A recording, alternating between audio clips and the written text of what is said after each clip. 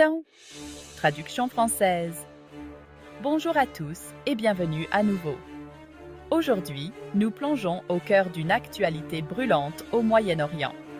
L'ancien président américain Donald Trump a tenu des propos enflammés concernant l'Iran, provoquant une vive agitation.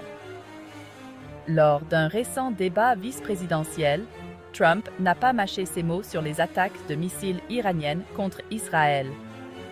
Il a suggéré que le président actuel devrait réduire l'Iran en miettes en représailles. Oui, vous avez bien entendu. L'ancien président appelle à une réponse musclée, ce qui ne passe pas inaperçu. Ces propos s'inscrivent dans un discours plus large où Trump met l'accent sur sa position ferme envers l'Iran.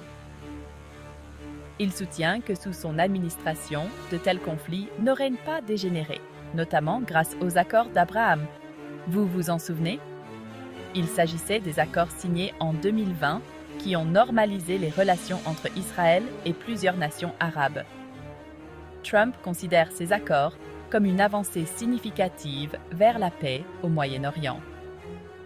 Cependant, ses détracteurs s'empressent de souligner les limites de ces accords. Ils affirment que si les accords d'Abraham constituent une initiative positive, ils n'ont pas empêché des conflits régionaux plus larges. Les tensions actuelles mettent en évidence la volatilité persistante du Moyen-Orient. Parlons maintenant de la réaction internationale aux déclarations de Trump. De nombreuses voix se sont élevées pour critiquer sa rhétorique agressive, suggérant qu'elle pourrait exacerber les tensions. La communauté internationale appelle majoritairement à la désescalade et à la diplomatie, plutôt qu'à l'action militaire. Mais les propos de Trump ont indéniablement jeté un pavé dans la mare.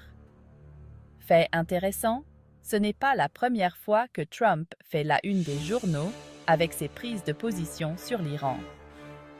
En 2019, une mystérieuse explosion au centre spatial Imam Khomeini en Iran a attiré l'attention du monde entier.